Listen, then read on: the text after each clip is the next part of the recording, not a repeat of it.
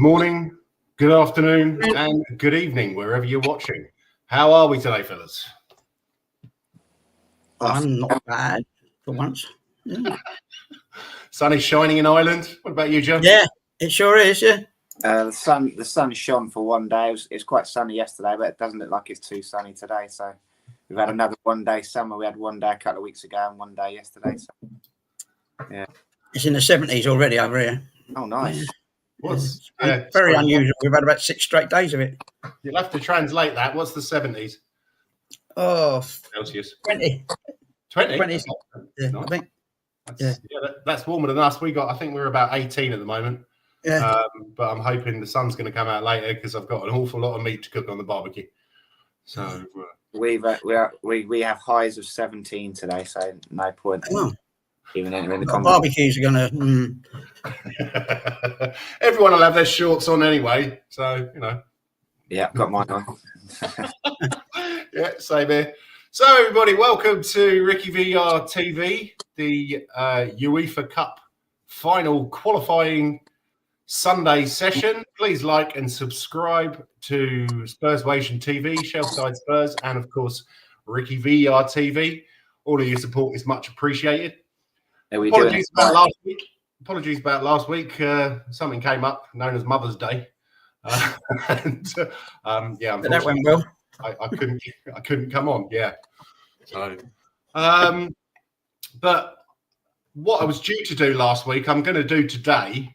So the on this day last week in Spurs history, Spurs won, Huddersfield won in the first leg of the 1974 Youth Cup final. Mm-hmm. Now, I thought this was an interesting one. I saw there's an interview. If you can see the hang on a minute, the link underneath, I would recommend reading it. It was an interview from, I think, Roger Gibbons. Now, looking at this team, there's only really 2 of them that I recognise, and that's Neil McNabb and Chris Jones. So I wanted to get a little bit of insight from you, Kev, to see if A, you remember this, and 2, the players who were playing. Well, Chris Jones, I know, obviously. Yeah, I can remember seeing him in the kit many a time because he was, I believe he was the last one that Billy Nick signed. Mm-hmm. Some say that. I'm not 100% on that, but I'm pretty sure. Brotherston, yeah, he played for the team. Okay. I think he ended up being a very bald kind of guy. He was a journeyman footballer, but I think he died early, died young. Yeah. Andy Keeler, I remember the name. Mickey Stead, that rings a bell. But really? Okay. The rest, no, not really. No? Okay. No. John, I know it was probably 2 or 3 years before you were born. It was 2 years before I was born. Any names pop out? Are you there? I can't see that. I've got it on my iPhone, so I can't even see it. Okay. Sorry. So it was Ian Cranston in goal, Yeah. Ian Smith, Mickey Stead, Andy Keeley, and Wayne Kajelski. Kajelski, sorry. Yeah. Polish names are always a bit of a problem for me. It's a Welsh name, isn't it? He's Welsh. Is it? Okay. I thought it was Polish. Okay. What do you think? It was just the ski bit on the end that caught. Yeah, I went to school with a couple of lads that were like British, but they had them names, as well, like, Yeah.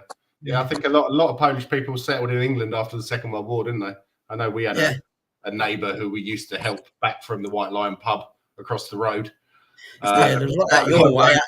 That's Stuart Viacek's dad, was it? Sorry? That's Stuart Viacek's dad. No, I don't think it was. No. A lot of them stayed out in Norfolk and all that way out there on the A40 out the way because they were based at the station there. You see, okay, the RAF place. Yeah, yes, yeah. That's why there's a lot. That's where the Polish War Memorial was out that way as well, isn't it? Yes, yeah. When I used to go to work in London, that was along the A40. We'd always see that. It's next to RAF Norfolk, isn't it? Yeah. Yeah, we got the Polish club down the road. Yes. Ex-Polish servicemen's club down the road. Yeah. Got a big Polish community in Amersham and Chester. Yes. Yeah. And I remember old Alfie. He was a veteran of the what was it, Monte Cassino, where the Polish division there got basically wiped out. But yes, after he'd had a few drinks, some of the stories that he used to tell Gordon Bennett wasn't very pleasant. But it was a nice old chat. We, because my mum, we were talking about this earlier. My mum worked for the dog rescue. We managed to get him I think it was a little staffy called Sam, and he was the best trained dog I have ever had the fortune to meet. He would stand on the White Line Road, which was pretty busy even back in those days, and he'd just sit, and then there'd be a gap, and he'd look at you, and you go, "Go on, Sam," and he'd run across the road to the pub, obviously have a sniff, piss up against the wall like his owner used to do. And that was it was a lovely dog. But anyway, I digress. Gary Anderson in the midfield, Brotherson and McNabb, and then Chris Jones, Roger Gibbons, and John Margerson up front. Only really McNabb I've heard of, to be honest. Yeah, I know Chris Jones. I remember he had a lovely 70s haircut. And he played up front, didn't he? He was Yes, he was played up front. Yeah, he was. I think he was from Guernsey or something like that. Or Guernsey, one of them like Chivers, like one of the Channel Islands. I think I can't be 100%, but it's one of them. Yeah. Okay. Yeah. So so I thought that was an interesting one. 3 days later, I think it was Gibbons or Margerson who scored the winner, and we won up in Yorkshire. But I think that was the first. What was it? I think that was the first time we'd won it, the youth final, and it's a bit of a shame that not that many players came through. But I suppose, what do you expect? 2 or 3, maybe 1 or 2. Yeah, players to come through at half, of course. That's your name's Man United. Yeah, you had Perryman, Hoddle, and Hazard had come through. Obviously, yes, yeah. The generation before that. So maybe we took our off the ball a bit with youth players. Yeah, I think we did until, what's his name, Santini and Yole and Arneson came in, and then it was just like, buy anyone who looks half decent. Remember Spassi Divleski? Yeah. Another Australian legend at the club. Oh, sorry. God. Apologies for that, yeah. Anyway, I'd like to, something just popped into my head earlier, and I was thinking about Eric Torsbeck for some reason. So, who was your favourite goalkeeper who's ever played for the club? Preferably haven't seen them live. So that counts out like, what's his name? Pat Jennings for me. I didn't see, I think I saw Ray Clements once. But Kev, I'd like you to start, seeing as you've had Jennings, without doubt.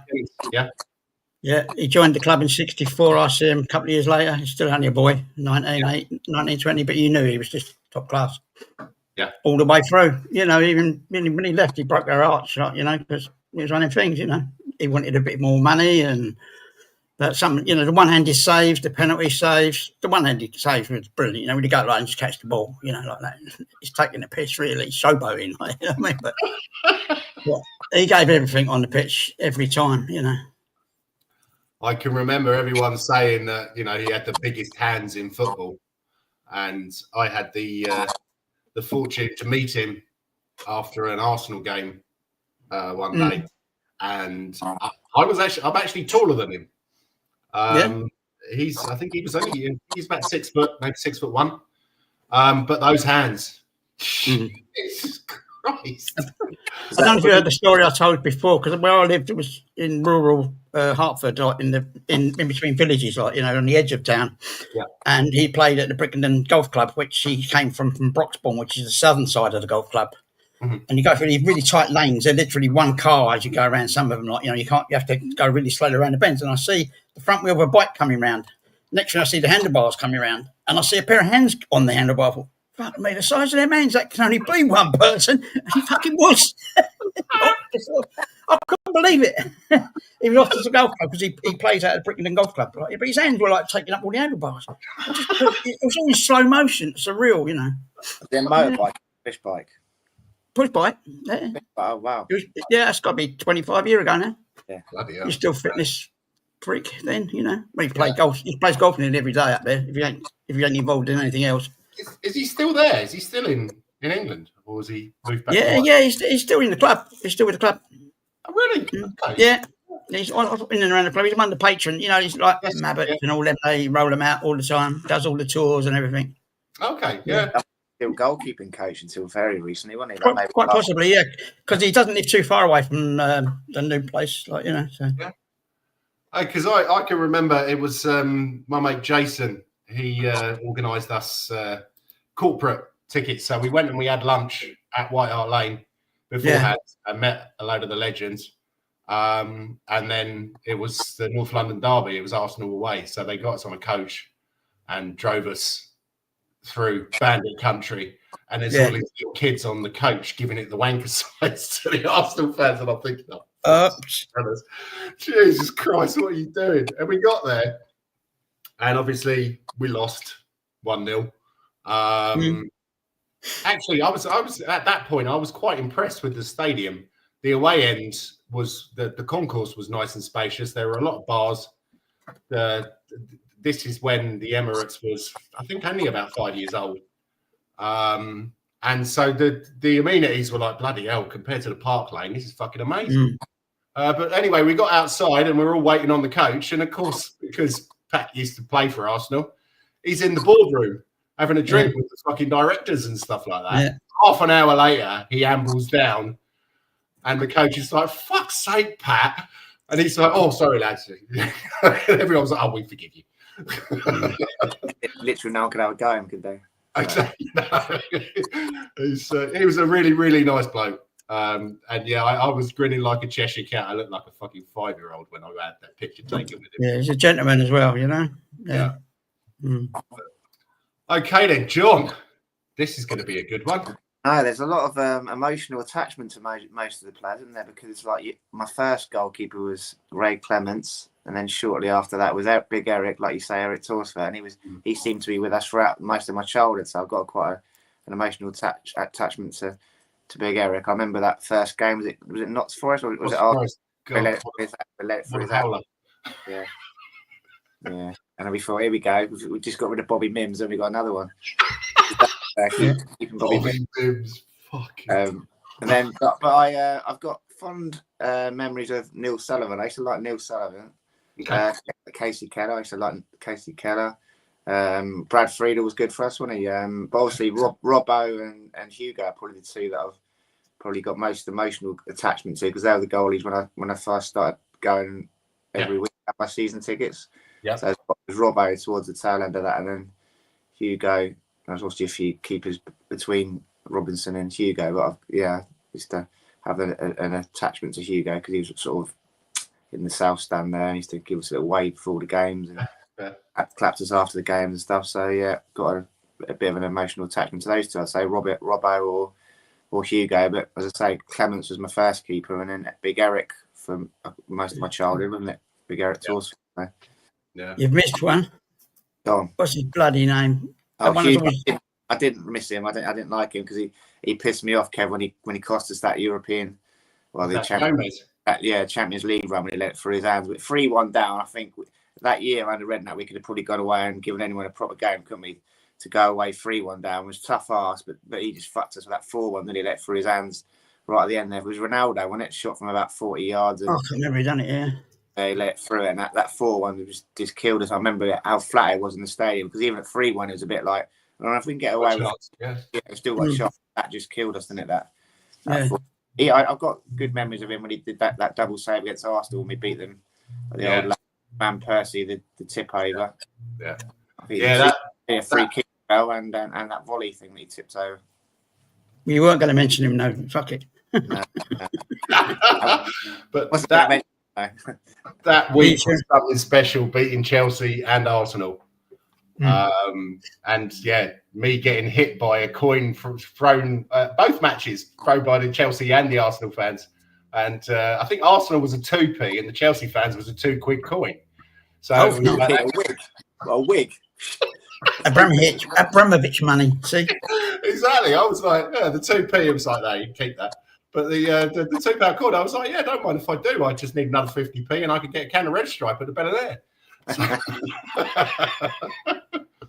But loving the chat, guys. Houdini, bloody hell! Hello, John. How are you, mate? Hello, John. Nice Now you know what I look like. I'm sure he does. Aren't you friends with him on Facebook? No, he won't have me. He won't have me.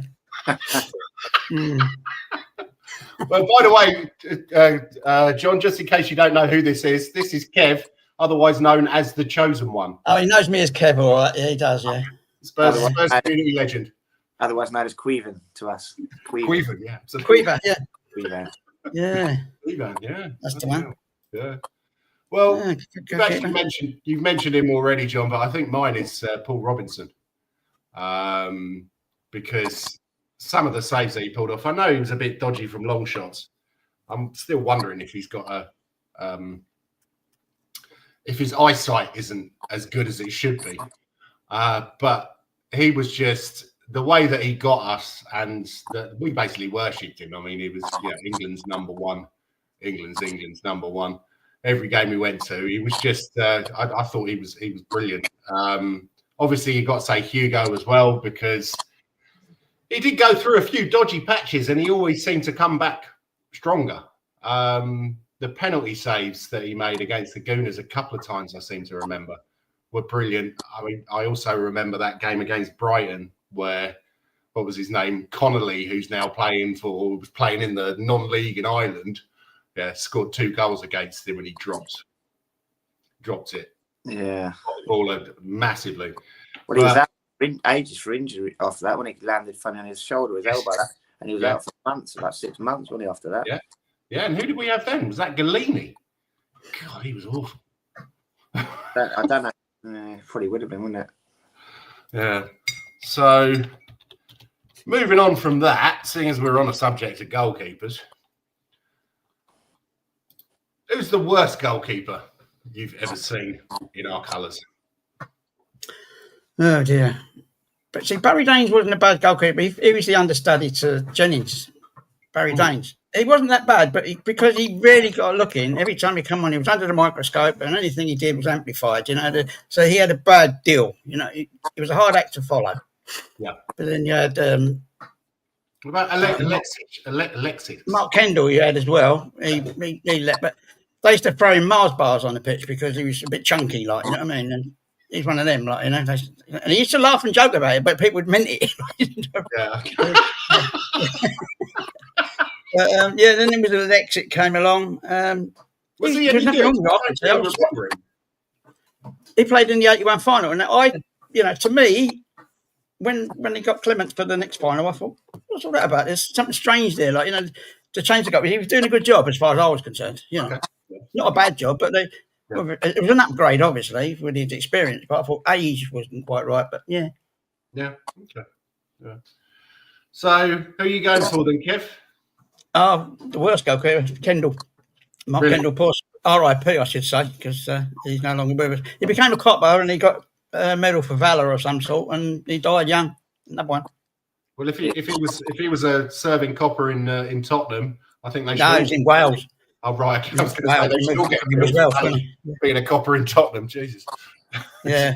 Yeah. There's an article on Planet Football, the 17 worst goalkeepers in Tottenham history. Should we go through them? Yeah, go on. Remind ourselves some of the names. Ben Ornwick's number 17. Long time backup Ornwick had to wait more than 2 years for his league debut after featuring on the bench numerous occasions, and marked the occasion by conceding 4 goals on his debut to an already relegated Burnley. Not a great start. I remember that as well. Everyone was pushing for him to get a game when the poor lads on the bench all the time, and he scored in against Burnley. 16, Kevin Dearden. Only played 45 minutes in the Premier League for Spurs, but at least got a clean sheet. He later agreed to speak to us about it, which was nice. Forged a solid career at Brentford after leaving White Hart Lane. Yeah, he was a bit chunky as well, I seem to remember. I remember seeing pictures of him in the programmes and stuff like that. He was a big lad. Here's a good one for you. Hans Seegers, 15. Yeah. Signed the goalkeeper after breach of betting regulations is one thing. Actually playing him at the age of 36 is another altogether. Played 90 minutes for Spurs in a league game at Southampton, which ended 1-1. Radic Cherny. Then we got Radic Cherny. Was part of the old Croatian crew, wasn't he? That came in. Yeah. Was he Croatian? I thought he was Czech. Was he Czech? Was he? Yeah, I think he was Doesn't say it. Espen Bardsden. You remember him? Yes. Oh, I thought he was quite good though. Was he Norwegian? He played 23. He was Norwegian, yeah, and he went on to become some high flyer in the city. Did he? Yeah. Oh, this could be my vote, actually. The next number for the worst goalkeeper we've ever had. He was fucking awful. Although you met him the other day, there's a clue for you. Michel Vorm. Wasn't it Michel Vorm you met the other day? I thought he was quite good. If he's watching Yeah, the it was, show. yeah. Yeah. Get very quiet about that one, John. Gazaniga. Oh, I forgot about him. Paolo Gazaniga. Yeah, he was Oh, up yeah, and down, he's wasn't going to he? be the biggest thing, don't we? Yeah, some suggested the Argentinian could be Lloris's successor at one, but he fell down the pecking order after the dismissal of Mauricio Pochettino. Carlo Cudicini, he was good. I like Carlo. He was good. Yeah. He Chelsea? breaking both his wrists, didn't he, in a motorcycle accident? Yes, yeah, remember that. Or was that when he was with us, actually? I don't know if it was with us or with Chelsea. I think he was with us at the time. This could be up there for the vote as well. Fraser Forster. He's done all right on occasion, but before this season, he can't dive low, can he, anymore? No. Can't get down. Same as I don't me. think he ever could he? I mean, Jesus Christ, he's what, 6'6" or something, isn't he? He should be playing basketball. And the rest. Neil Sullivan. I used to like Sullivan. Good goalie. Yeah, he was all right. Yeah. Yeah, he's the. I saw a clip of him earlier because they were talking about that David Beckham goal. He only scored from the halfway line. That was That was Neil Sullivan in goal. It was an interview with Brian McClaren. He said his first two thoughts were, "You're not going to shoot from there, you daft bastard." And then as it was going in, he remembers thinking, "Oh no, it's a Scottish goalkeeper. He's never got the end of this." Boy, he ain't even gone in. So, you're not going to shoot from there, you daft bastard. The Scottish goalkeeper. He's going to get killed. Ian Walker, number 7. The old Statons spent more time doing that than me. Always laughed when he let a goal in. I hate you. Yeah, it's not my fault, Governor, and it's not my fault. Yeah. He stood there with his hands on his hips, laughing. Yeah, didn't like him. The kids used to take the piss out of him in Cheshunt High Street because he used to walk around with a Game Boy, I think it was, in them days. And my boy was about 10 years old or something like that, 10 or 11 years old, and all the kids used to walk around taking the piss out of him. In Cheshunt. Casey Keller's number 6, the first of our Boldies. The second of 3 American-born keepers on the list. Can you name the other 2? Brad Friedel. Yeah. Oh, we've already mentioned the other one. It's a tenuous link at best. Oh, we've already mentioned the other one. Casey Keller. Casey Keller. No. Brad Harry Friedel. Bardsden was born in the US. Oh, was he? I thought he was Norwegian. I didn't know that.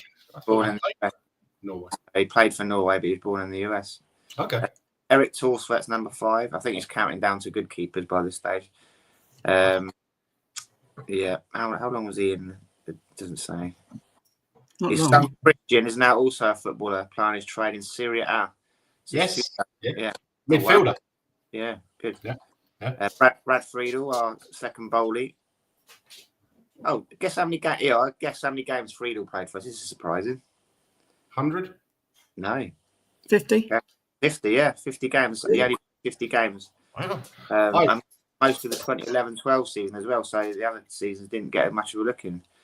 I met him in Tesco's on Eastcheap, just down the road from where I used to work in the city. Yeah. And don't worry, I wasn't a broker or anything, lads. It's not enough uppy for that. But I walked up and I was like, "You're right, Brad." And he really looked at me like he was going to headbutt me. That's he American. looked happy. Yeah, and I was like, "Yeah, you're playing really well this season, mate. Come on, you Spurs." He was like, "Oh." I was like, he said, did you want an autograph or something? And I went through my pockets and had this little scrap of paper. And he wrote, I don't know where it is now, unfortunately. But he was a nice enough bloke once he realised that I wasn't going to have a pop at him because I was a West Ham fan. So, yeah. I always remember with him, he was unlucky to get dropped because we bought Lloris, didn't we? Like a last January transfer deadline dance. And Friedel was playing really well at the time. And he just kept 2 clean sheets in a row, hadn't he? And I remember just after the World Cup, wasn't it? Yeah. I remember us all saying, well, surely you can't drop him after 2 clean sheets. And then he put Lloris straight in, didn't he? And the rest is history. Well, I thought that Lloris spent a few games on the bench, didn't he? He did, yeah. But he pretty much came straight in. It didn't take him long, did it, to get in at all? Yeah. Yeah, but Brad, I can remember, where was it? Leon when Musa scored that goal to take us through in the Rugby League. Me and Jason were there, and I think the Leon fans have been giving him loads of stick, and he turned around and he went like this to them. It was fucking hilarious. So, you ready for your top three? It's controversial. 3 is Robbo. okay. Were you there when he scored against Watford? No, I wasn't. No, I missed that. I saw that on the telly. We went up with Devil and Dorsey. They're Watford fans, weren't they? We got yeah. Devil had a bit of money back then, so we paid for this limo to get up there and stuff. And after in the ground, it was around the time where who was in goal for them? It was the guy that does the podcast, wasn't it? Foster, wasn't it? Foster, yeah. So they were giving it all large about him being England's number one, wasn't it, when Robinson wasn't number one. And then he scored that goal, didn't him? And then for the rest of the afternoon, we were just going to Devil. And he goes, if you do that one more time, I'm going to pour this pint over your head. So I went right to his face and went, he put his beer all over my head. I was like laughing away. How is he? Is he still around? Is he still in Hampshire? On and off. He's got I'll better not say where his properties are because he's very private man. Okay, he's got 2 properties. So he spends half his time here and then half his time at his other one. Yeah, he did quite well. Wasn't his dad quite well off or quite high up or something? His dad was Queen's accountant. Queen the dad. So, and Paul Rogers, the guy that took over from Freddie Mercury, I think he was in a band called Free. They did All Right Now. That was Bad Company. Right, yeah, okay. Yeah. He was there, man. And Chris Rea as well, I think. So he's the handle all the financials for those guys. That's what. And Paul worked for his dad as well. Okay. So we used to get to Queen gigs, which was wasted on me because I don't really like Queen. Well, yeah, I don't think me and him were great mates, but if you do see him, send him my regards. I haven't seen him for years since before. Oh, really? Yeah. Okay. Wow. Number 2, Aurelio Gomez, Kev. Oh. Conversely, Gomez's errors were very high profile, but his all-round game was more impressive than the man who preceded him as first choice. The Brazilian played a huge role in the 2009 season, blah, blah, blah, blah, blah. Before his erratic performances saw him farmed off to Watford. Very true. And number 1 in our top-ranked goalkeeper, Hugo Lloris. Yeah. No one comes close to the Spurs captain. Lloris played more than 300 games for Tottenham since joining in 2012, barely missing a game. He was a huge factor in the team establishing itself among the Premier League's elite during Pochettino's time in charge. There you go. Well, to be honest, yeah, this is why the guy who's my worst one is not even on that fucking list. And that's Bobby Mims. Booby Mims, yeah. He came in. I remember that headline in the papers, Booby Mims. He came in with a big reputation from Blackburn, wasn't it? Is it Blackburn or Everton? I can't remember. I don't know. Blackburn. I think he played for Everton in the end of it. I'm not sure. Oh, Everton. Yeah, you might be right. I think it was Everton's backup keeper when he to Neville Southall. Yeah, that's true. Yeah, sorry. Yeah, he went to Blackburn, didn't he? Yeah. But yeah, he came to us in 1988. Yeah. And so maybe he didn't come with a big reputation. Maybe that was just my 12-year-old brain thinking, oh, we got a new goalkeeper. He's going to be brilliant. But fucking hell, it was awful. Have you seen these things where people do the swipes, like who the best goalkeepers are, and and they brings up another one, that's to swipe who the best is. There was one the other day, and it was obviously some kid interviewing him was like Premier League era only, and Neville Southall came up, and the bloke was like, Neville Southall, coming up against his keepers, Neville Southall, and he was saying he's the best one. This kid was like, who's Neville Southall? And I was like, he was a fucking good goalkeeper. He was a good kid. You're not wrong. Again, another guy who was a bit chunky. But he's more than a bit chunky now. But Gordon Bennett, he could fucking fly through the air, that guy. Right, he's flying saves, He was mad as well when he thrown himself at people's feet. Yeah. Well, they say most goalkeepers are mad anyway, don't they? Yeah. Well, he's also Welsh, isn't he? So he's going to be doubly mad. So sorry. Yeah. Sorry, any Welsh listeners. Apologies. Former bin man as well, wasn't he, famously? Oh, was he? Okay. Yeah, he was there before. He was on the bins before he got picked up with non-league. All right. Bloody hell. So hang on a minute. Am I reading this right? Yeah. No, sorry. I was just reading it as Blackburn manager's Don Mackay. Oh, no, it was Dave Mackay, wasn't it? Sorry. I'm saying, anyway, moving swiftly on for my Goalkeeping. brain. Starts in there. Do we want to do a preview for the game first? Because I don't want to talk about the Friday game. I can't be asked. No, I was going to hoping you say that. I've got a little bonus tidbit for you from the book as well, Jens. Oh, yeah, go on. Today. It's quite a good one. As we say that every week, that should be the slogan for it, shouldn't it? It's quite a good one. Saturday, 18th of May, 1991. Terry Venables Spurs beat Brian Clough's Nottingham Forest at Wembley in a thrilling FA Cup final. That also sees a wound-up Paul Gascoigne stretch it off after lunging into 2 challenges. To make things worse, the subsequent free kick was dispatched by Stuart Pearce to give Forest the lead, but the match was far from over. Spurs rallied with Gary Lineker having a goal disallowed, which wasn't offside, as we all know, before Paul Stewart scores a legitimate goal that forces extra time. On this occasion, an own goal would work in Spurs' favour as Des Walker diverts the ball to his own net to give Tottenham the trophy. I'd like to say thank you very much to Des Walker for that. He is. I have actually met him. He's a nice guy. I didn't mention that obviously because I was on his. No. I mean, he was surrounded by some rather large people who I didn't really want to upset. So, the initial elation was because I thought Mabbott had scored at the back post, and it was such a nice arc, after the own goal, and now you set and to head the winner. So I was celebrating like Mabbott had got it in that first, and it was only like the close-ups that showed that Des I think Mabbott probably would have got it, wouldn't he? But Des Walker stuck out a foot to stop him getting it and put it in his own net, or his header, wasn't it? A little header into his net. Brutal. I think he was a Spurs fan growing up, they say. Oh no. Well, it was Des Walker, really? Yeah. Okay. That would be good for me. I bet he dreamt of scoring the winner in an FA Cup final for Spurs. Yeah. Yeah. Hello, Kavinsky. Nice to see you, mate. Hula stretch it off for cough. Who? I have no clue what you're chatting about, mate. I'm sure you will explain that. Do you want to have a chat about the?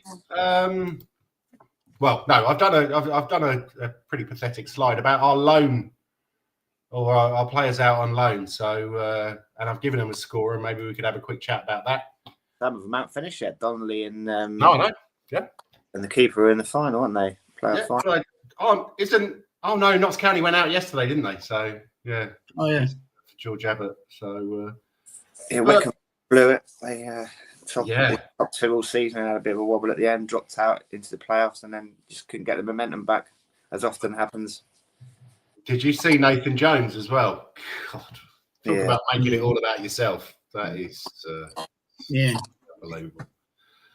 But so I'm going to start off with Donnelly and Keeley. Donnelly's played 51 games. Now, don't take this for gospel because I got it off my football app. 8 goals and 11 assists. Loan rating, I give him 8 out of 10. He probably should have had a 9 or a 10, but he didn't start off particularly well. Yeah, it's good character building for him though, because he struggled. He really struggled, and they wanted to send him back at one stage. I remember telling you about my Leighton Orient mate. They said he's rubbish. You can have him back, and I know Spurs were looking at ways to bring him back, but he battled through it, got his head down, and now they all love him. So if nothing else, that year has been really character building for him, hasn't it? Yeah, that's true. I'm sorry about all the questions, mate. I'll keep it to a minimum. Yeah, the loan deal for the character building alone has been worth it, I guess. Yes, definitely. Same with Josh Keeley, but I think it surprised me that he played less games. Did he join later on? Or No. Because he's pretty much been their number one goalkeeper. Yeah. And pretty impressive that he's got a goal and an assist. Yeah. Oh, yeah. I don't remember him, but because I don't watch a lot of Leighton Orient football because it's never on, So I haven't got a subscription for him. I didn't know he was Irish until last week. Oh, really? Yeah. Yeah. No, I'm pretty sure we picked him up from an Irish club. Yeah, we did. Yeah, he played for St Pat's, who what Melia plays for, but he's played for quite a few sides over there. Yeah. Did he get called up for the seniors under 20? Yes, he did. Yeah, this week. Yeah. For the main team, like the first team, Irish team. Yeah. Oh, nice. So I'm giving him a loan rating out of 10 and 8 because I can remember at the start Donnelly, a lot of the Orient fans were saying, God, this bloke's, he's just another showboat, fly-by-night, typical arrogant Spurs. But from the start, Keeley was rated by them. They were all saying, I just like yourself, Kev, I've got a bit of a soft spot for him because we used to play friendlies there, and I used to live just down the road from the ground as well for a few months. Never again. Fucking hell, what a dump. Yeah. But It was good when I lived there around that way, So. Was it? Yeah. No, it was. I can remember getting a taxi back from work because the trains were off, and I was in the late shift, and he dropped me there about 12:30. And I said, "Oh, just drop me here, mate. I'll walk the 200 odd meters." And he said, "Are you sure? This is a bad area." I said, "Yeah, I live here, mate, so I kind of know, so I wouldn't worry about it." But so I think it's been. I'd like to see that link continued, even though Richie Wellens is a bit of a mouthy twat. But because it's he must have drank about 6 bottles of water the other night in that game. I think he's non-stop. You sure it was water? He's from Manchester. It's probably vodka. Gin or vodka, yeah, or a mix thereof. Yeah. He kept 7 clean sheets in a row, didn't he? At one stage. Yeah. Oh yeah. Yeah. That's just when we spent loads of money on Kinski as well. So I was thinking, do we really need him? We got Keeley sort of pulling up trees at Leighton on his loan. Yeah. Well, yeah. That is an interesting one, but I think it was a panic buy, wasn't it? Because Vicario was out, and Keeley can't be recalled because it's a season-long loan. True. So I think that was probably the reason. Celery agent, nice to see you, mate. How you doing? Kavinsky, yeah, my brain hurts already. I'm not surprised. He played for Dumbledore FC. Okay, aren't they in Kazakhstan or somewhere like that? No, Austria.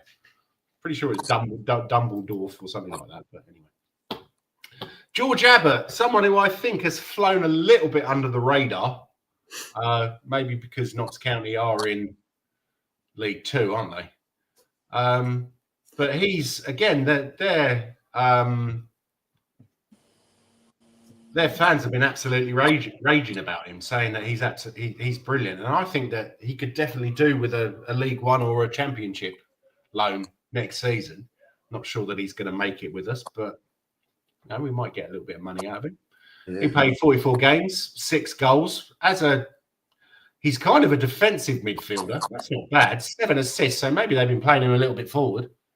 And I'll give him a loan rating 8 out of 10. If anyone's got any other comments about the rating, then please let me know. Brian Hill, Girona. He's out with a injury until, was it October? November? He's already done an interview the other day saying he'll be doing his rehab at Tottenham and he'll hit the ground running at Tottenham, so he's got no intentions of staying out there. He's coming back again. No, I wouldn't blame him either. Yeah, I don't think he's going to... I'm not sure he's going to make it with us. He reminds me a little bit of Jose Dominguez, who I, with all my heart, wanted him to succeed, but he just didn't really have the strength. Even though Jose Dominguez, for a guy that size, was built like a fucking shithouse, wasn't he? He had like muscles upon muscles, but he still wasn't really strong enough and good enough for the. Well, it wasn't even. Didn't he win a Euros with Portugal? I think. Is that right? No, that was Postiga. That's Postiga, all right, sorry. Yeah. What's his name? Hilda. Yeah. Hilda. Sorry, I got confused from you. Yeah. One of Paratici's rare failures, isn't it, really, Brian Hill? Yeah. What a turnip. Is there a minus allowed on the scale? Yeah, I'm not sure about that, but I don't think he was that bad. I don't think he really had much of a chance, but he's played 32, 4 goals, 3 assists. So maybe that score of 5 is a little bit harsh because he hasn't really, because he got injured. But Velez, who was this guy who a lot of people were rating, he's gone to Espanyol, only 27 games, 4 goals, no assists. So again, that's a loan rating of 5. Great. Argentinian, yeah. Sorry? Not a great return for a striker. No, absolutely not. I mean, I think I'm not sure how many of those 27 games were off the bench, but I don't think he's been playing as their number one. I think he's definitely been backup. That was a no-brainer for us. I mean, he had an injury, didn't he? So similar to Man Solomon, just chuck them out on loan for the year to see if they can build up their fitness, if they're going to keep breaking down again, or if their injury is going to hold up to regular football. So it's a no-brainer to send them out there, isn't it? Really? Yeah, definitely, and especially, I mean, it's La Liga, so it's good. Good experience. Good experience for him to. Plus Spanish speaking as well. It obviously struggled with language, didn't he, over here when he first came? All the Argentinians seem to be leaving, didn't they, one by one? So yeah. And it's good for him. That's a good standard for Tel, but not for Vélez. Yeah, well, Tel is dividing a lot of the fan base at the moment, I'd say, but we'll talk about that a little bit later. Yang Min Hyuk. Oh, wow. Audio Artisan, that's an interesting. Vélez got 1 goal in the Liga and 3 against the semi-pro team in the Cups. Oh, right.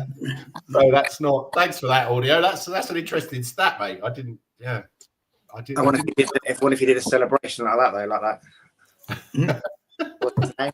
The guy that scored 3 or 4 goals against. Was it Wickham? He got the 4 goals against the old backup striker Vinicius that we had. Oh yes, yeah. He was at Fulham, isn't he now? Yes, yeah. Not starting a lot, I don't think. They've got that. Is it Munoz up front or Murillo or something? He looks pretty good. But Tel scores 4 goals and Levy pays 50 million for him, but Vélez is shit. Well, I hope he doesn't play 50 million for him, to be honest, because I don't think I haven't. Has anyone seen anything from Tel that would make you want to sign him for 50 million? He really looked like he was trying to fight his way into the final team on Friday, but didn't. He can take a penalty, I noticed. Yeah. I like his character. I mean, he's getting better and better. He's getting more up to the speed of the Premier League, isn't he? As I always say, famously, Vidic and Evra, they were shit for their first 6 months until they clicked with the pace of the Premier League, and you can see signs of Tel getting sharper and quicker. So he's progressing nicely. And he's got good character. He always comes out and fronts the fans when all of our other players that's true. And fuck off, don't they? And he's been putting it in every game, hasn't he? So you can't fault the guy. He's got a good mentality and a good attitude. I think Daniel 90 disagrees with you. Says Tel is rubbish. It's I wouldn't pay for a taxi for Tel unless it was taken to the end. Never change, Kavinsky. Never change. I think that's the idea of these loan deals, isn't it? All the fees are agreed beforehand. So if he has a good season, they can't up the price, and if he has a bad season, they can't lower the price. So I think usually the prices are all agreed, and it's black and white, isn't it? So it's whether Spurs feel that the price point's worth pushing ahead with it or not. Yeah. Well. Yang Min Hyuk, who went to QPR, apparently has shown a little bit of promise, but hasn't really had an awful lot of chances. QPR are not what they used to be. 14 played, 2 goals, 1 assist for a 17-year-old in the Championship. Yeah, not bad. So, but I'm still going to go for it. Well, yeah, I think I probably should have put a 7 there. He's quite liked at QPR, apparently. I did read that somewhere along the line. Yeah. Oh, really? By the fans, yeah. Okay, yeah. He's got a couple of crucial goals, shall we say? Yeah. Yeah. QPR up like they used to be. They're a mid-table Championship club. That's always what they used to be as well, isn't it? Yeah. Who was it? Who's the guy in Little Chalfont? Johnny, was it? Who's a mad QPR fan, and his son. I think you were. John Paul, John Smith. Yeah. But I can remember when they got in the chat. Yeah, I remember when they got in the Premiership. God, Benny, you can fucking shut them up, could you? I know. It was like, yeah, we're better than Spurs. Yeah, right. Did you come when we went to QPR away that time? No, I've been to QPR many years ago, but no, I didn't. Poxy little place. It's weird. It's like you're walking through Housing estate, isn't it? Housing estate, yeah, South Africa Rise, yeah. Where is it? And you're like, oh, it's there next to you. What? Where's this? It doesn't go up or anything. It's weird. I think it goes down inside, maybe. It's a weird place. Yeah. So did I read this one out? I'd not even pay 50 pence for Tell, let alone 50 million. Yeah, fair enough.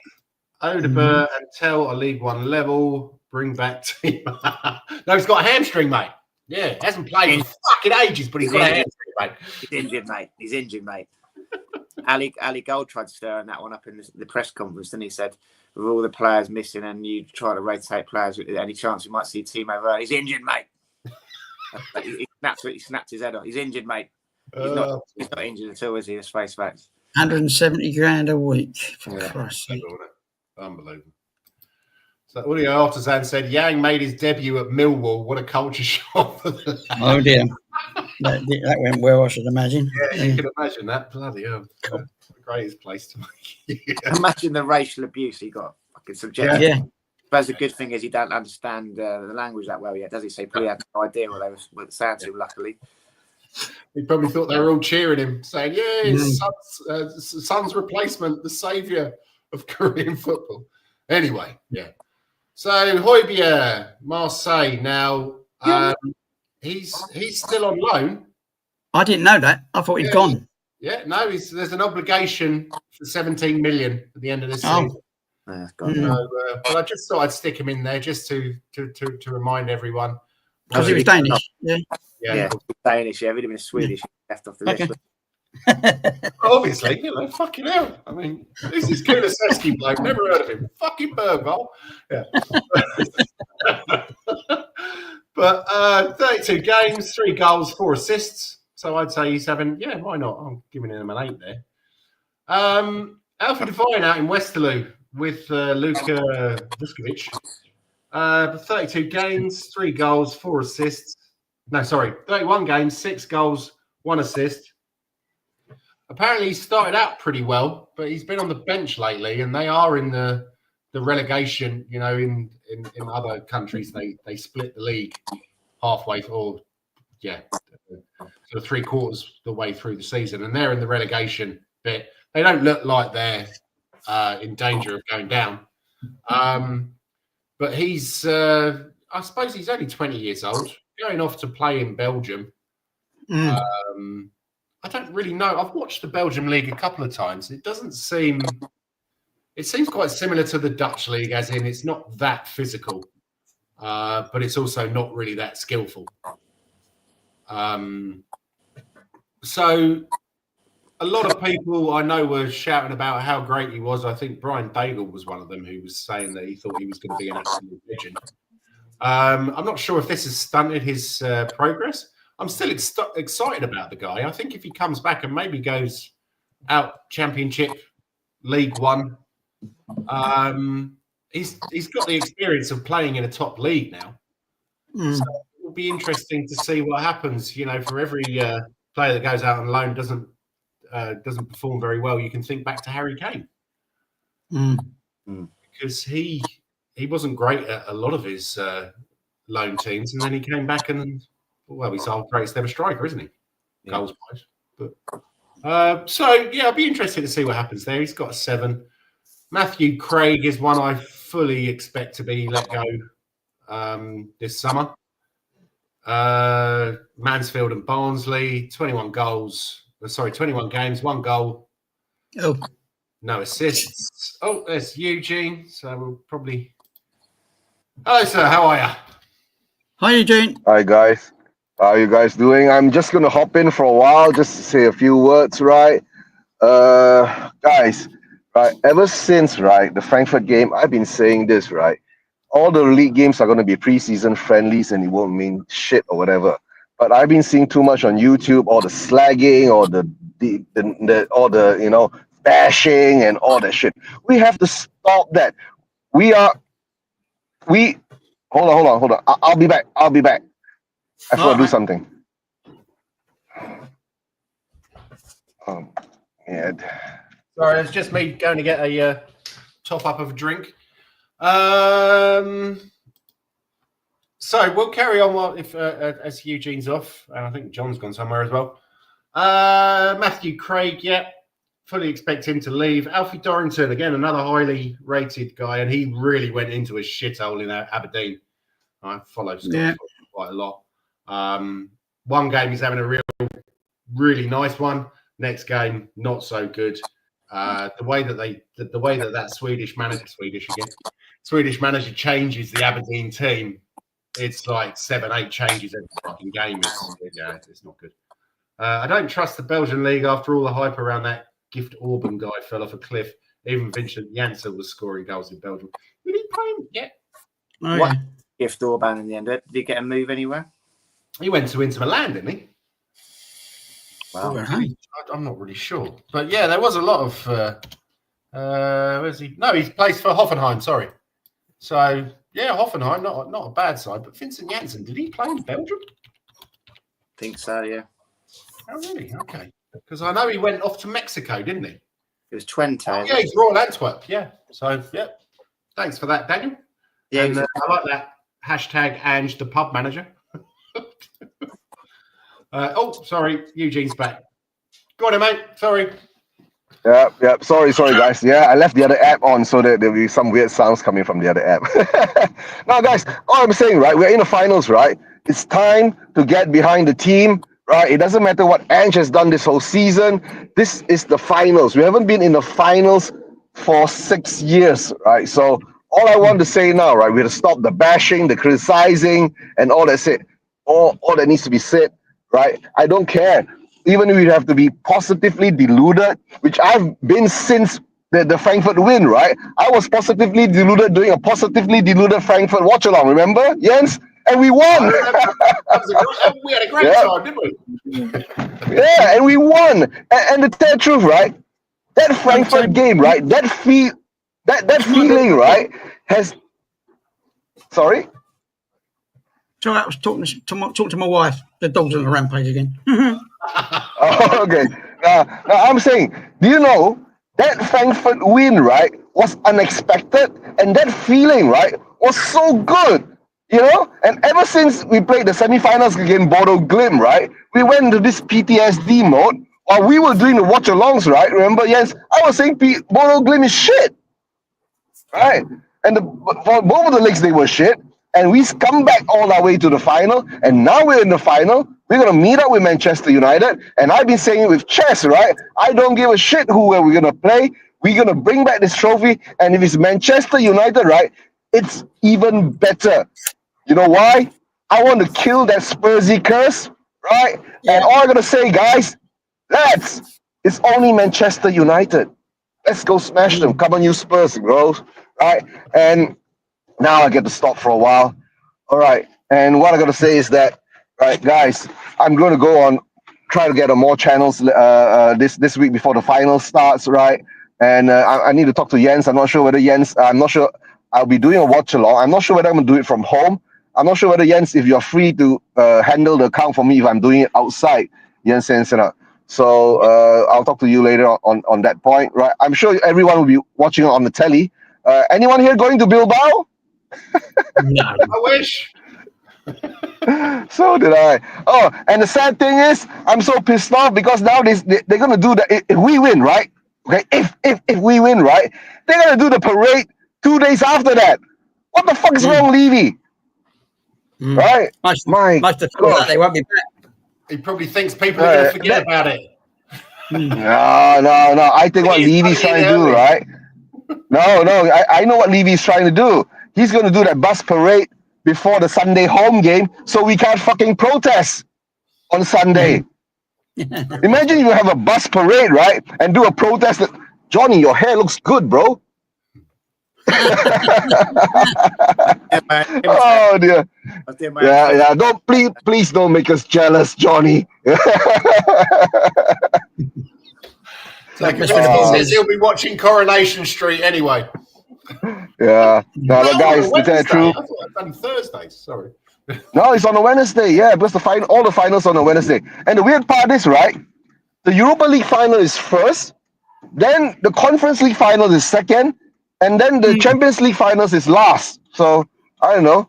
Maybe there is a good sign, there's a bad sign. To tell the truth, right, I really wanted Manchester City to win yesterday because I don't know.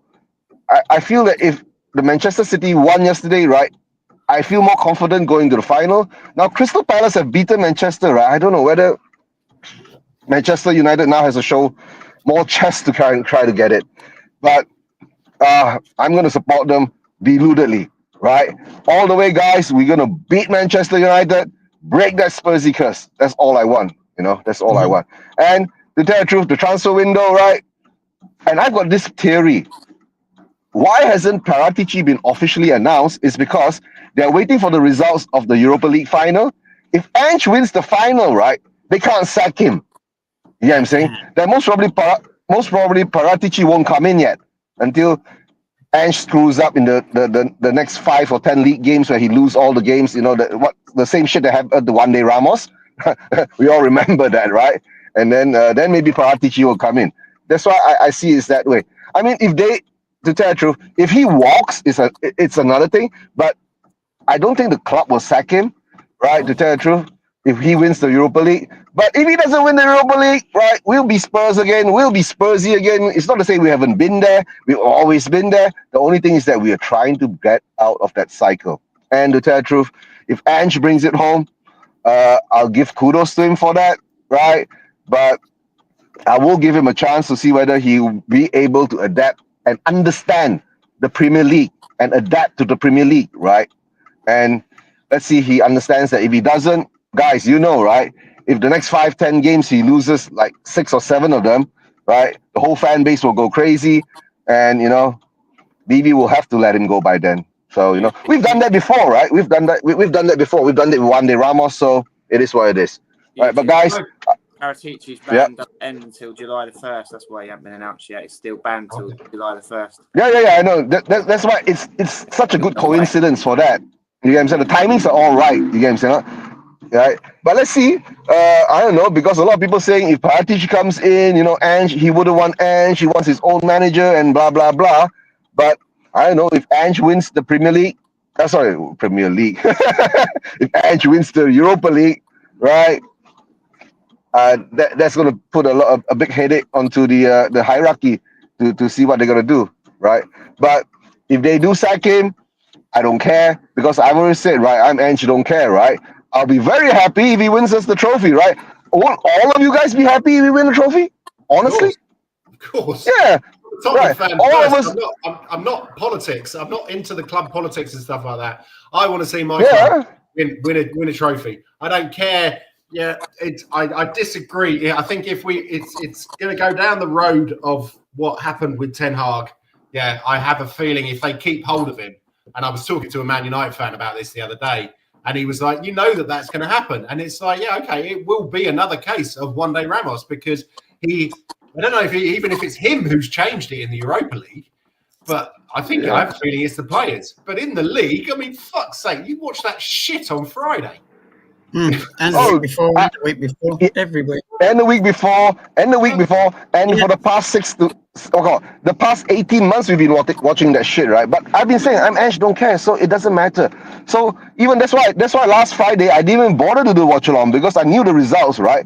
What was going to be that, and I did watch the first half. For it. I wanted to take part, and you weren't there. No, I'm not going to do a watch along, right? Because I'm going to save it for Wednesday. And the thing is, to tell the truth, right, I did watch the match, right, and I did see the first half. We looked very pragmatic in the first half, So, and it's the second half we came out. Jens, remember, right? I always say this, right?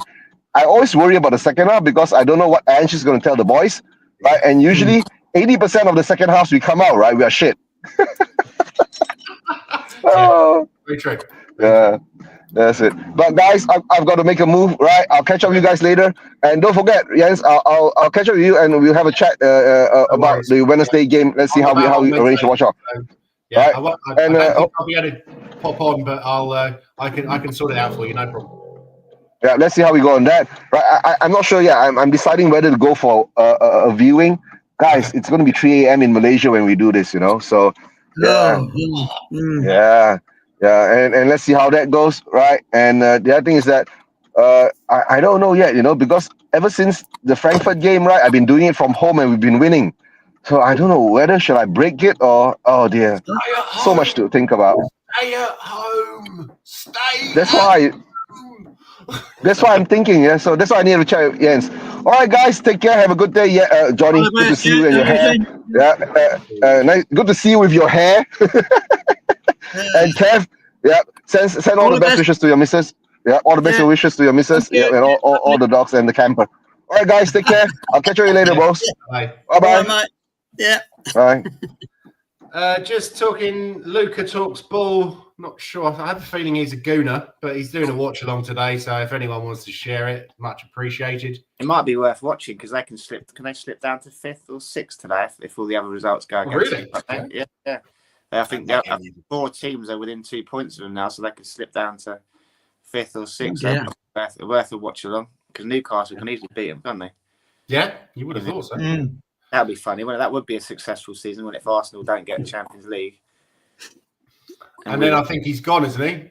When you say, What? you think they'll get rid of him? You don't say so. The amount of money he's spent, and he hasn't addressed certain issues in the team, has he? Constantly, and all that stupid business with light bulbs. Did you see that the other day? No. Yeah. Light bulbs, fucking idiot! What an idiot! Talk to me. What was it? Oh God, he had a light bulb walking around the dressing room, going, "Guys, this is a light bulb. There's no power when it's on its own." And he plugged it in. He goes, "This is like you with teammates. When you have power around you, the light comes on." He's like, "Fuck off, mate." I didn't know he was French. Yeah, I feel next thing he'll be talking about seagulls. I mean, My dicky dick, yeah. My I'm dicky joking, dick, John. yeah. I'm joking. I'm fishing past your ship. My dicky dick, yeah. with the ticky ticky. You have to do Manuel, I suppose, don't you, for Spanish? Or get Sorry, mate. Couldn't No, resist it. it's one of those today. It's a light bulb. It's a light bulb.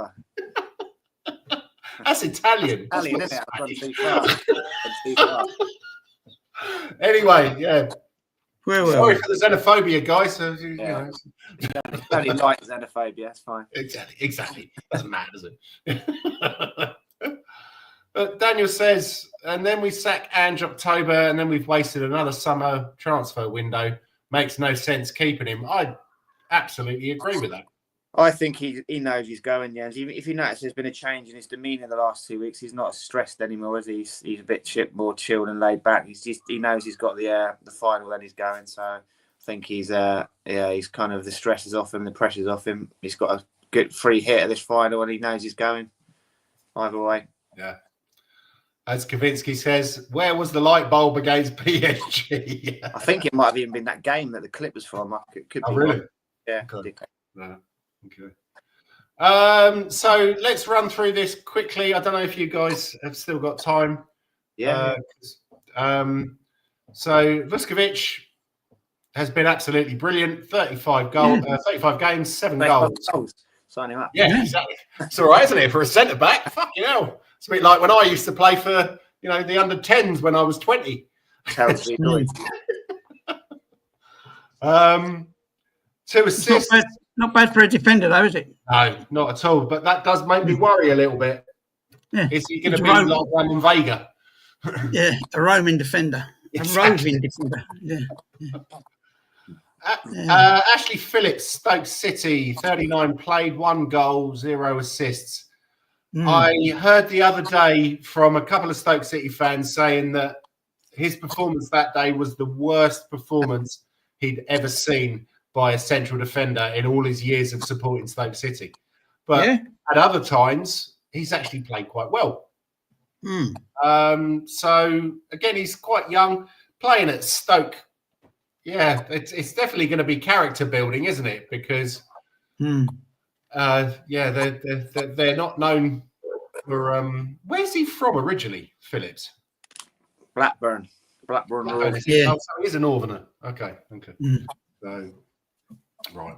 And last but not least, Manor Solomon, Leeds United, 41 played, 10 goals, 13 assists, loan rating of 9. Some going. Sorry.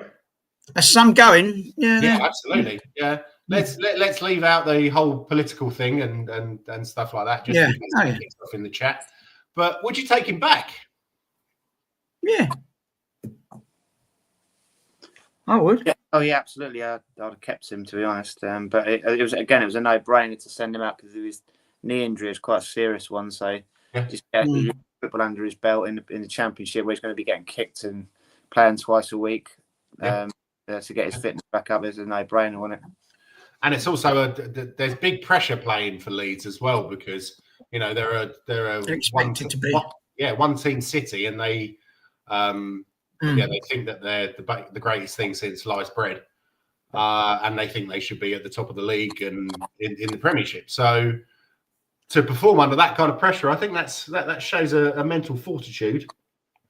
Yeah, I mean, there's some good teams in that. There's some good teams in the Championship. There's not all duffers down below. There is some good ones. Yeah, definitely. Because he plays. He mainly plays on the left, doesn't he? Yeah. So from the left, with Sonny on his last legs, maybe not on his last legs, but Sonny's. I think if he stays, he's going to be a peripheral part next season. Who else have we got? Tell if he comes in. Let's tell. Odeberg can play there as well. Richie, obviously. Brenda, yeah, but he's more right, isn't he? Mikey Moore, yeah. Well, he prefers playing on the left, doesn't he, Mikey Moore? Apparently, yes. Yeah. So, right. So, anyone got anything to say about the loan overview? Who do you think's been a winner? Who do you think's been not so good? I just googled what the Man of Solomon controversy. It says in November 23, Solomon's Instagram account was temporarily suspended after he posted messages supporting Israel following the Hamas terror attacks on October 7th. His post condemned Hamas, labelling it as a terrorist organisation, and expressed solidarity with the Israeli victims. Solomon's representatives maintained the content was not anti-Palestinian, but rather pro-Israel and supporting his own countrymen. Meta, Instagram's parent company, later reinstated his account and said the suspension was a mistake. There you go. A lot of twisted journalists out there, isn't there? They'll suit their narratives. So, Absolutely, yeah. That's very true. Very true.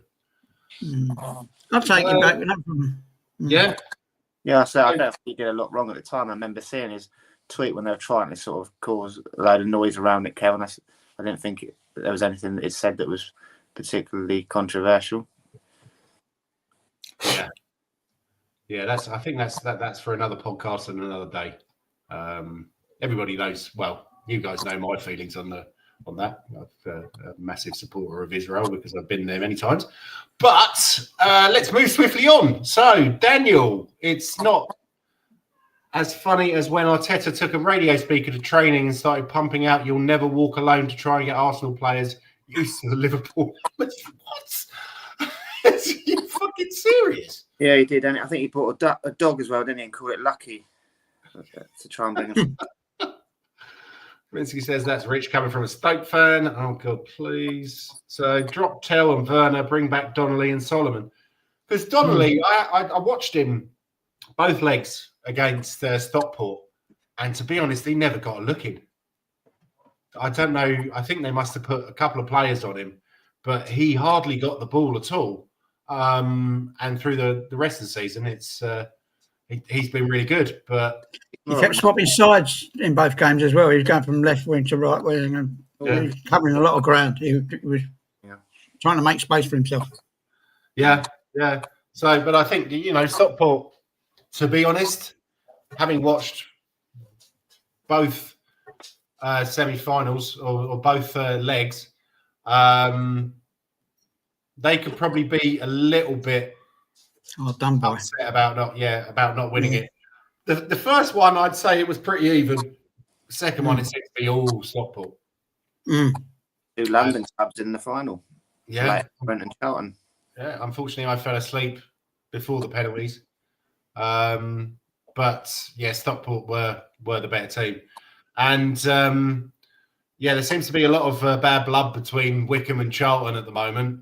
Maybe because of the Charlton manager. Wickham, so it's a shame. It's one of my local clubs, or used to be one of my local clubs, and is one of John's local clubs. They seem to be flying, didn't they? Start the season. So Yeah. We they lost Bloomfield. Wasn't that the reason? Or? well, yeah, he got relegated with Luton, didn't he? He went to Luton and he's just got relegated. Mm-hmm. Josh Scowen, who's Wycombe's decent centre mid, he's like captain and all action, sort of Scott Parker type. He got absolutely deliberately taken out in one of the last games. I wonder if that was against Charlton. What might be where the bad blood was, because Wycombe's season fell apart when Scowen got out injured. So Really? they beat Wycombe 4-0 towards the end of the season. I wonder if they were the lot that deliberately hacked Josh Scowen. I'm just going to Google it now. Okay. That ain't great. All right. Let's go on to... Can I just go back for a second? Of course you can. Walker. He was born in Hackney, East London. Oh, really? Okay, I thought he was an London boy. Okay. Walker signed for Tottenham as a 10-year-old.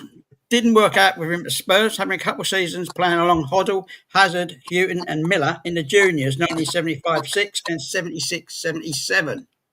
Wow. And he went back to playing for local teams, like I suppose Enfields and the Isthmian leagues and whatever they were in them days, you know. And Forest saw him playing in London and picked him up. And Aston Villa and Birmingham were also after him, but he got him to Clough and the rest is history, like, you know. So another one got away. That is interesting. And he's a Spurs supporter as well. He is. Yeah. Confirmed Spurs supporter, yeah. You learn something new. Every day's a school day. That is... Yeah. It was Leighton Orient that clocked Josh Scowen. Oh, really? Josh Scowen sustained a significant injury during Wycombe Wanderers' 1-0 defeat to Leighton Orient in late April 25. The injury resulted from a late, robust challenge by Leighton Orient midfielder Ethan Galbraith, which led to Scowen being stretchered off after 36 minutes. A school say the severity of the injury is expected to sideline Scowen for approximately 15 months. Done his knee, basically. It was a very late tackle after the ball had gone. 15 months? Yeah, done his ACL. And that Wycombe's season kind of fell apart after that because Scowen's he's the captain and the main man. And it was a deliberate foul as well. He deliberately took him out, basically. Horrible challenge. How old is he? Oh, God, he's got to be late 20s, 30. Let's have a look. Okay, so you think he's going to come back from that? He's a very determined young man, so I think he would. Yeah, okay. He's got great character. Yeah. Very similar to Scott Parker. All action, robust, you know, gets stuck in, flies into tackles, and 32. Born in Enfield. Does he do pirouettes? Like Scott Parker? No, he doesn't actually. He hasn't got the pirouette in his locker. Who's it that called their dog Parker? Because he used to spin around all the time. Someone called their dog Brian Daigle. I think it might have been Brian Daigle who had a dog Parker. Yeah. He's chasing tail and spinning around all the time. Oh, brilliant. Right, so predicted Spurs team for Wednesday night. In the midfield. Well, I would say the midfield picks itself, but we don't know if Sarr's injured or not, do we? He's back on Friday. So have we got three fit midfielders that we can play, Kev? Jeez. Yeah, exactly. Well, I went same as that, actually. I went Udogie, VDV, Romero and Porro, Bissouma, Bentancur and Sarr, but I put underneath it Odo because I'm the same as you. I didn't know. Can he play central midfield, Odobert? No, I didn't mean it. I just had him in the midfield. They tried him there Friday night, Jens. They had Mikey Moore on the right, Ted on the left, and Odobert number 10 behind. I could not fucking figure out that what do you call it? That prediction, that lineup. No, because there were like 4 or 5 wingers on there, and I'm like, what? Who the fuck's playing where? And you know, I'm getting old, so I wasn't really sure what the fuck was going on there. That is might have to play, if no one else. We'll have literally no creativity, will we? I mean, it's not like we're going to score from set pieces, is it? And they got Maguire and some quite dominant guys. Yeah. Bentancur is going to be a bit busy with Fernandes and company. What about Olasasi? Eh? Olasasi. He's final. He's a midfield. Yeah. No. Obviously, Archie Gray can play in there if you want. Oh yeah. Combative player, but if Sarr's not fit, I imagine they'll just get Gray. So yeah, probably they'll stick an injection in Sarr to get him through. I'm sure. if he's got a back injury, they just stick an injection in him, won't they, and get him to play the game. I had up front. I had Richie for Johnson. That's all. Yeah. Okay. You think Richie will play on the left though, don't you? I think. Yeah, Richie, well, the other way around. yeah, they'll start Son on the bench to give us a lift off the bench. Won't You they? reckon? Okay. We need a shot in the arm or something to lift it up. I think play Richie on the left. Who knows? Guess what this will do. So, Mr. K, you're saying 4-2-3-1. So, who's going to play at the as the attacking central midfielder? Is that going to be Odegaard? Tell you what, he played there, didn't he, in one of the Premier League games earlier. I think it might have even been the Man City game. To surprise Man City, he played Sarr at number 10, didn't he? So he was just going around and pressing them from the number 10 position. So I reckon he will play Sarr there. Yeah? Yeah. But Sarr's injured, isn't he? Richie, you don't know. Well, keep the cards close to your chest. Yeah. Yeah. Sorry, guys. I think my internet went a bit funny there. I missed that. I said stick an injection in him. They'll be able to get through the game. Yeah, you reckon? Okay. This is back. Yeah. Give him some painkillers in the back there. Yeah.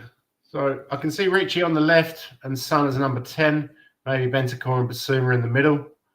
Doesn't protect the defence much, though, does it? But I suppose if the defenders actually defend, then you don't really need to have a defensive midfielder because, yeah. Anyway, that's me in my 1990s mindset.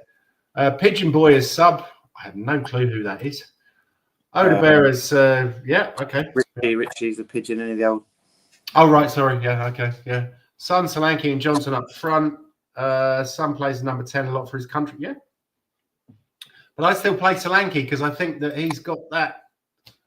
He's got the running. He's got the strength as well. And who have they got? They got a couple of their central defenders are out, aren't they? So that Euro guy. He'll be a bully then, won't he? With his power. Yeah. Obviously, he's up against Maguire, who I suppose has made his career going up against big centre forwards. But let me just have a look. Another possibility I'm looking at is maybe sacrifice Porro to push him up front into the midfield or further up and have Spence there in defence. Do you think that would be a good idea in a final, though, Kev? Not really. Yeah. Once I said it, I thought that sounds a bit fucking stupid. I'm not taking the piss or anything, but I just think it might be a bit. Yeah, I think Porro can definitely play as a right winger. And I'd like to see him as a winger, actually, because he's not an inverted forward, is he? He's someone who will run down the line for you and then get that crossing. And that seems to be a bit of a dying art in football these days. Yeah. Everybody seems to cut in. I just don't hope. I hope Postecoglou don't go too radical. You know. Yeah. We've got what we've got. You know, and comes up with a weird plan. Yeah. What, like Pochettino playing Son at left back in the left wing Chelsea against Chelsea? Jeez. Yeah. I'm stunned. They've got Martinez, De Ligt, and Euro. Basically, 3 of their first choice centre backs injured. So he usually plays 3 at the back as well, doesn't he? Yeah, he does. So that might be. But I mean, argument to play 2 up there, eh? Try and keep. Might play Richie and Solanke. I've just seen who played on Friday night because they said that was the team, didn't they? Because Richie has done relatively well. I think mainly because of his physicality. Yeah. He scares players, doesn't he? I mean, his passing and his shooting leave an awful lot to be desired. Maybe he's rusty. Well, he's definitely rusty. But so Maguire's being switched to right wing, apparently. Eves and Bentancur in the middle, Son, Odegaard, and Johnson as advanced midfielders, and Solanke is striking. I put Mikey Moore in at number 10 and have Son, Solanke, Johnson there for him to work with. Yeah, I think that's asking a bit much for a 17-year-old, but it might work. So long as our defence stays as it is, yeah. That's it's going to be an interesting one.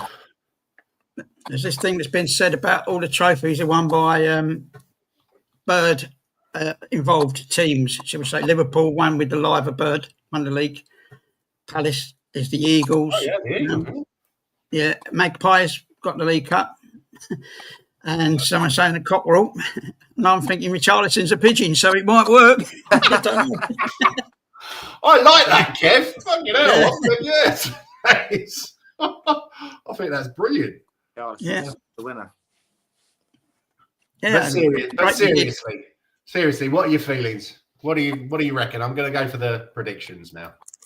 3-2 for me for Spurs. I've even got put down Richarlison, Son, and Porro. Not in any particular order. Okay. I'm confident. That was quick. You're confident? Bloody hell.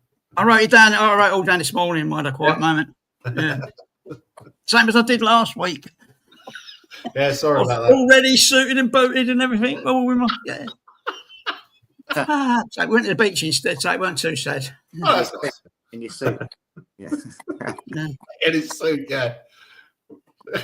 You've seen that video. And his football boots on. Yeah.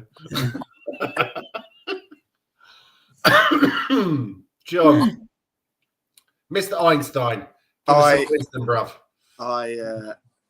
I've got a horrible feeling that after what they did to Man City last year in the FA Cup final, that they've got a one-off in them, haven't they? Really, Man United. Obviously, we've beaten them 3 times already this season, but then on the law of averages, they're due a result against us, aren't we?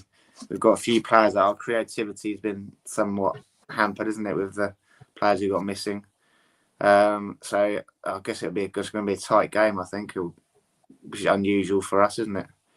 If we play like we did in the quarter and the semi, I think that's the way to go and try and keep it a tight game, because it's going to come down to one goal, I think, because of our lack of creativity. I think they've got better set pieces than us, which could come down to that.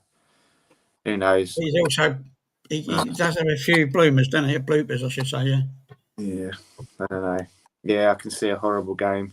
Oh, can you imagine if it goes to penalties? God. Mm-hmm. Yeah, no, thank you. I've got to work the next day. No, that's not good. I've got a Man United supporter living next door behind me there on the other side of the semi. He's Man U, and the bloody Tesco delivery man turned up on Friday. Even he's a Man United supporter because he's seen my Spurs stuff in the hallway, like, you know, the photos and that, like, you know. He said, "You're the Spurs man in the house." Oh, yeah. Well, there's any consolation. I don't think we're going to win. And I said, "There's any consolation. I don't think we're going to win." You know, so everyone's like that. You know, no one wants to put their face on it and say, "Yeah." But now I'm thinking about it for the last 24 hours, and I think, I think we can do this. Literally could go either way, couldn't it? Yeah, it could do, yeah. You're saying we don't have a lot of creativity. I'm looking at their team. And they've got Fernandes, haven't they? They've got Fernandes, yeah, and they've got Ahmad and Mason Mount when he turns up, which he always fucking does against Tottenham. Seems to, yeah. You play. So is Ericsson still around? Ericsson was on the bench on Friday, so yeah, he's still there. Casemiro, he's a liability if we can get at him. Yeah. Yeah, well, Casemiro, I mean, you know, he's a walking red card, really, isn't he? Yeah, that's right. We can get on him early with Bentancur. You never know. I hope the ref doesn't ruin it by sending someone off, you know, like first 5 minutes. Well, we've got a dodgy ref, or giving a penalty for a very dodgy handball. In the first minute. In the first 26 seconds. You still haven't given us a prediction. It's going to be a horrible game. Yeah, I can understand that. But give us a score, mate. I think we'll lose. Yeah. I think we'll lose 2-1, 3-1. Really? Yeah. That much? Okay. Yeah. Well, unfortunately, it's going to be 2 versus 1 here, Kev. I don't think we're going to win this. No. No. Oh, ye of little faith. I know. It's an anti-jinx, though, isn't it? We're just hoping it'll be wrong. Too many injuries. Bad memories. Yeah. Well, I've only really had good memories of a UEFA Cup final, and that was back in '84, which I don't really remember an awful lot because I was only 8. But I just think that United have that. They walk into any cup final thinking we've basically already won this because of our reputation and our history. And if this had been back in the 80s, yeah, I think I would have fancied Tottenham to win it, because Man United weren't all that in the 80s, were they? And we were winning cup We're on finals, a roll, yeah. stuff like that. They still get trophies. They won in 78, 78, 88. They won the year after us. 83, I think they won that one, did they? It's that performance last year against Man City in the FA Cup final that's got me worried, because they were shit then as well, weren't they? And Man City was fine at the time with De Bruyne and Haaland and everyone, and they still turned up and beat Man City, didn't they? In their pomp. So if they do turn up in the final, they can beat us, even though they are playing poor at the moment. Yeah. That's what Mr. K puts a good point across here. It's time to put our past to bed and let Ange do his thing. The only problem is, having seen the 21 league defeats, what is Ange's thing? There's another team that want to win it as well, isn't there? That's the problem. Is us turning up against nobody. Man United will be trying to win it as well. I think you're really clutching here, Kavinsky. I know that Madders is a small bloke, so is Mikey Moore, but 17 years old. 6 footers. Sorry? I thought they were both 6 footers. What, Madders and Mikey? I don't think so. Oh. Mikey's not that.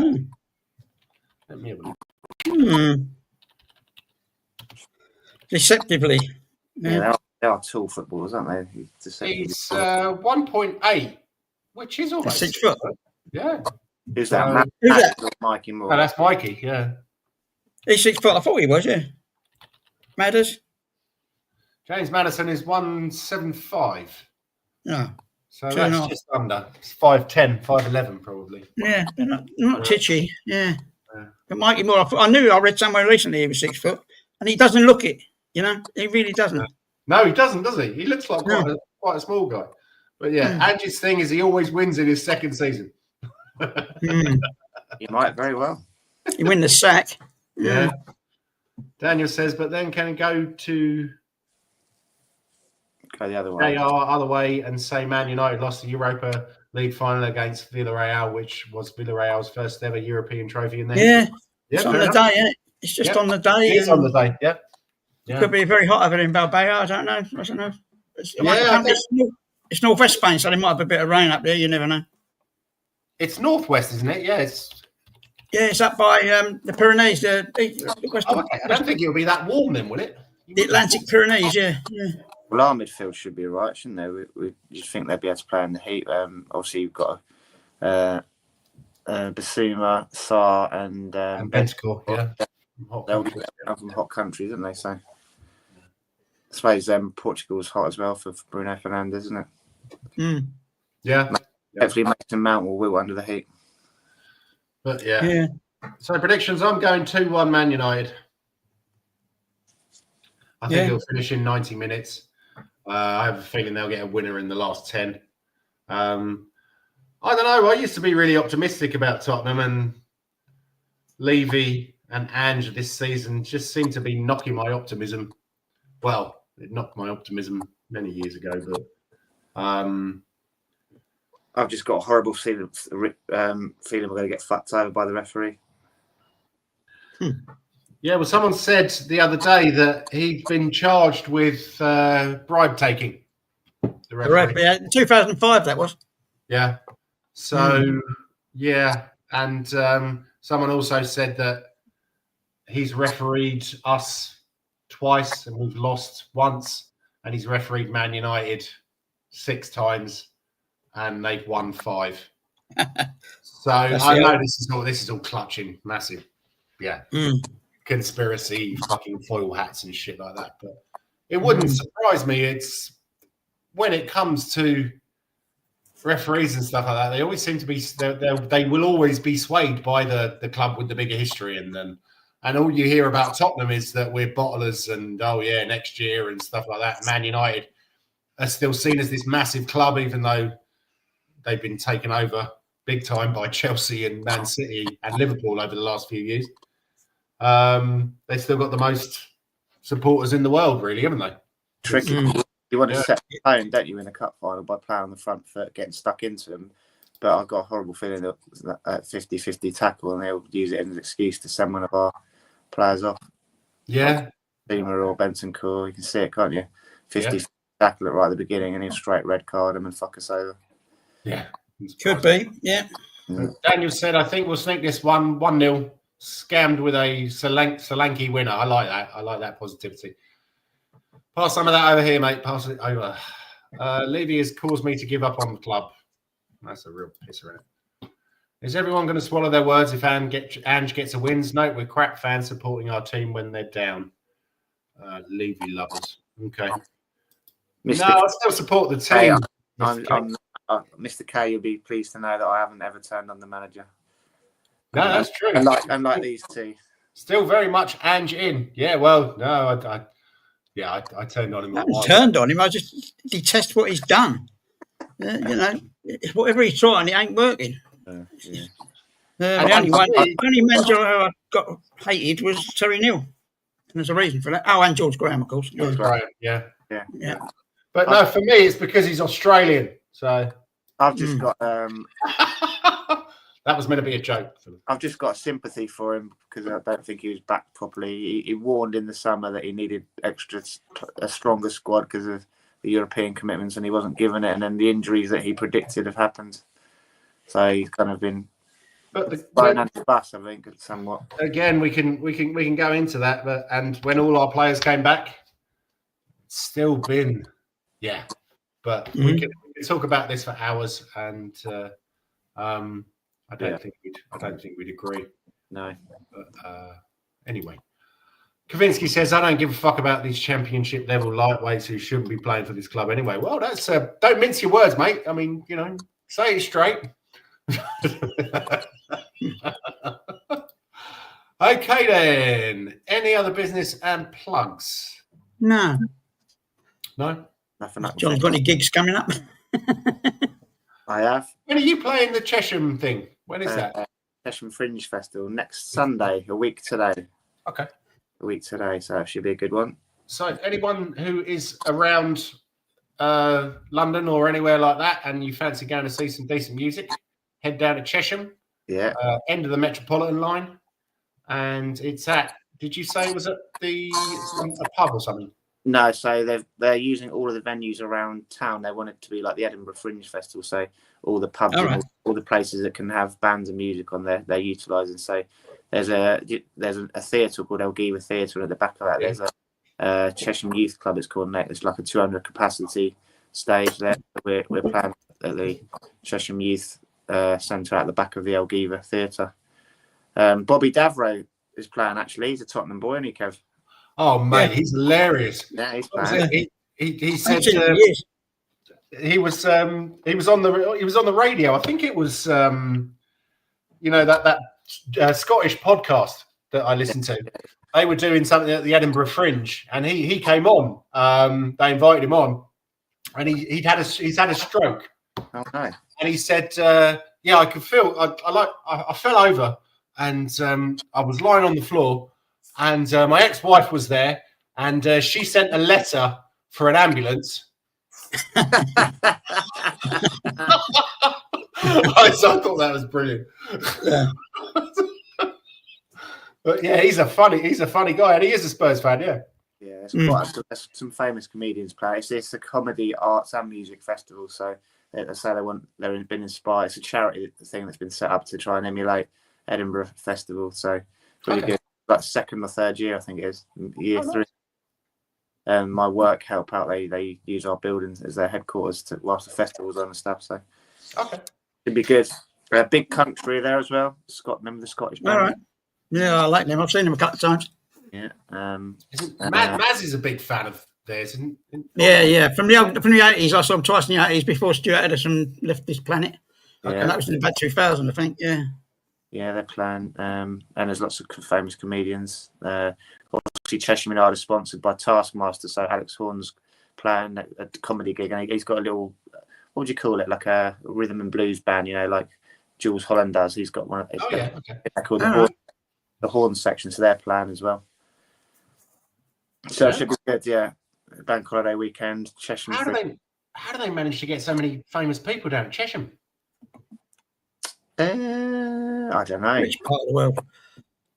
No, yeah. Chesham, not so much. Amersham and places like that. Chesham is not that rich. Chesham, they did a whole regeneration, regentrification thing recently. So if you remember when you were here, Jens, one train an hour used to go to Chesham. Yeah. They do 2 trains an hour. There's 4 trains that go there, so they do 2 to Amersham and 2 to Chesham now. The house prices have gone through the roof. With lots of commuters moving to Chesham and that. So they're regentrifying the area. And it's one of the most high risk areas in the country. Actually, the government did these statistics and stuff for people that fall out of education and into unemployment and never sort of get around to getting jobs again through lack of opportunities and lack of opportunities and stuff like that. So Chesham was one of the most high risk areas in the country, along with all the sort of towns up north, all the cities up north and stuff. So they've got lots of funding to try and regenerate the area. So I guess hopefully the Fringe Festival helps with that as well. Yeah, okay. Nice one. Well, I went to college in Chesham, and I haven't dropped off the employment triangle just yet, but that's interesting to hear. So, Mr. K says Chesham, is that horse country? Yeah, I think there's quite a few horses there, isn't it? Yes, it's really popular with commuters, Mr. K, because it's 35 minutes from Marylebone, but we're in the countryside out here, so lots of fields and farms and stuff, but it's literally 35-40 minutes to Marylebone, so it's really popular with commuters. I used to go beating down in Chesham for whack the pheasants. Hundredge, when for the rich people who shoot the pheasants. I always had a hundredge. That was a great time. That was when I was a kid, and Anyway, right, guys. Anything else you'd like to say? Otherwise, I'm going to wrap everything up. And well, it's the big build-up from now on, so it's going to be full-on Spurs in your face until the game. Well, strap yourselves in, Kev, because it's going to be full-on Man United, isn't it? And then trying to put us down all the time. Oh, yeah, most of the media, I'm talking about, the will to win, all this, slagging us off, calling us Spurs and stuff, trying to sort of chip away, I say, ahead of the game. So we have to strap ourselves in because the media is going to be out in full force and they're trying to chip away us. Yeah. So anyway, I'd like to say thank you very much to Daniel, the pub manager, Luca, Kavinsky, Audio Artisan. Where did Houdini disappear to? Good call. Yeah, I think he just started. He's there. Yeah, he's back. Mr. K. Mr. K. Good to see Mr. K again. Yeah, it's been a bloody while. But he started coming back on. He's been on for a couple of months now. Thank you very much for watching the show. If you could like and subscribe to all 3 channels. I know it takes about 5 minutes of your time, but it does help. And come on, you Spurs. Let's get this trophy hoodoo off our back to the days of 84. Enjoy the game if we can. Enjoy the game if we can. And 72. Yeah. Not so much 73 and 74. Yeah. 73 we lost in the semi-final. 74 we lost in Rotterdam. Yeah. Bad times. That was bad times in Rotterdam, wasn't it? There was a lot of trouble there, I seem to remember. Yeah. But, come on, you Spurs, and Spurs. Levy. Yeah, that is it. Yeah, that is definitely it.